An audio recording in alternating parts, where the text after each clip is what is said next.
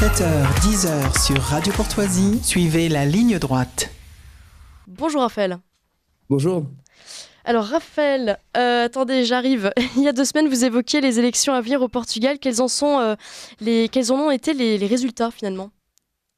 Comme attendu, c'est l'Alliance démocratique, une coalition de centre-droit qui regroupe les droites libérales et conservatrices qui l'a emporté. Elle a mis fin du coup à plusieurs années du gouvernement socialiste avec 29,5% des voix et 79 sièges sur 226. Elle surpasse de peu le Parti socialiste qui était au pouvoir précédemment et qui remporte 77 sièges. Les autres vainqueurs de ces élections sont sans contexte les patriotes, puisque le parti de Chega, qui est le parti patriote portugais, qui est membre d'Identité et Démocratie, double son score avec 18% des voix et 48 sièges. Pour rappel, il n'y avait que 12 sièges avant les élections. Et donc Chega est désormais la 3e force du pays. La question est désormais de savoir comment la droite va réussir à dégager une majorité gouvernementale. Une majorité entre la droite et les patriotes vous semble envisageable ? Au départ, c'est ce qui serait logique en fait. C'est-à-dire qu'aujourd'hui, ni la gauche ni la droite n'a de majorité. Néanmoins, le parti de droite a refusé toute alliance avec Chega. C'est assez étonnant d'ailleurs, parce qu'ils avaient mené une campagne qui allait plutôt sur des thèmes chers aux patriotes. La lutte contre l'immigration, la lutte contre l'insécurité. Ils avaient aussi évoqué très fortement le wokisme pendant la campagne. Néanmoins, pour le moment, l'Alliance démocratique refuse de tendre la main à Chega.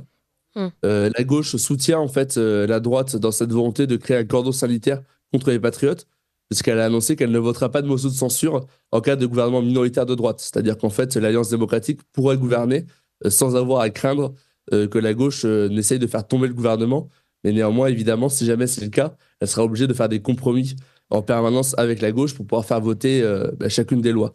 Donc au final, nous dirigeons vers une forme de coalition gauche-droite, soit formelle, avec une vraie coalition Alliance démocratique, Parti socialiste, mais qui est néanmoins assez peu probable, soit informelle, avec un gouvernement minoritaire de droite, mais soutenu par la gauche. Ce phénomène est-il une exception portugaise, Raphaël Audouard ?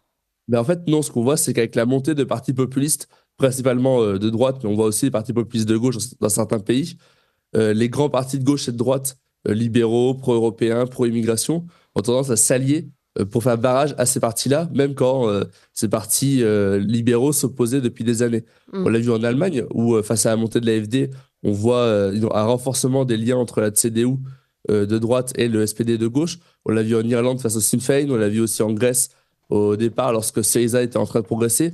On l'a vu en Pologne où l'année dernière, c'est une coalition regroupant la gauche, la droite et le centre qui a mis fin au gouvernement conservateur du PiS. Et on le voit aussi en Hongrie où à chaque élection, Viktor Orban doit faire face à une vaste coalition allant des conservateurs jusqu'à la gauche radicale. D'ailleurs, on remarquera qu'aux Pays-Bas, les patriotes menés par Geert Wilders avaient remporté les élections en novembre dernier, mais Geert Wilders vient d'annoncer qu'il ne serait pas Premier ministre et que on verra comment ça finira, mais il est probable que les patriotes n'arrivent pas à créer un gouvernement face à la volonté des partis du système, si on peut dire, de former un vaste front contre lui. Alors, on remarquera d'ailleurs on remarquera d'ailleurs que c'est contre la volonté des électeurs, parce qu'aussi bien aux Pays-Bas qu'au Portugal, par exemple, la droite refuse de rentrer en coalition avec les patriotes, alors même qu'ils mènent des campagnes sur des questions d'insécurité, sur des questions de lutte contre l'immigration, et on voit bien qu'il y a une attente des électeurs face à un vrai gouvernement qui lutte sur ce sujet-là. Alors pourtant, dans certains pays, les gouvernements d'union des droites ont pu se former. C'est vrai, c'est le cas en Italie, c'est le cas dans certains pays scandinaves comme la Suède ou la Finlande. Ça a été un temps le cas en Autriche. Néanmoins, c'est plutôt une exception liée à des spécificités locales. Par exemple, dans les pays nordiques, c'est lié à une bascule de l'opinion publique. On voit que massivement, en fait, l'opinion se retourne contre les questions, enfin, contre l'immigration, contre la sécurité, y compris d'ailleurs des partis de gauche, des partis de centre-droit. Dans le cas de l'Italie ou de l'Autriche, c'est lié à des traditions historiques de vastes coalitions qui regroupaient effectivement aussi des partis patriotes. Mais néanmoins, on voit déjà qu'en Autriche et en Espagne, cette logique est de plus en plus remise en cause. Et on voit aussi que lorsqu'elles arrivent, ces unions des droites obtiennent assez peu de résultats. On l'a vu en Italie, on le voit aussi dans les pays nordiques. Au final, la droite classique freine des cas de fer pour empêcher la mise en place de vraies politiques de rupture, notamment sur les questions d'immigration. Et donc cela peut créer une désespérance. Et de toute façon, dans la plupart des pays européens, la tendance est plutôt à des alliances entre la droite et la gauche pour faire barrage aux patriotes qu'à des alliances entre la droite et ces derniers. Qu'est-ce que les partis patriotes peuvent faire contre ça ? En fait, l'objectif, c'est de chercher à gagner seul, comme le fait par exemple le RN en France, comme a réussi à le faire Viktor Orban en Hongrie, ou comme l'avaient fait les conservateurs en Pologne. Quand je dis gagner seul, ça signifie gagner sans les partis libéraux et pro-immigration, hein, évidemment.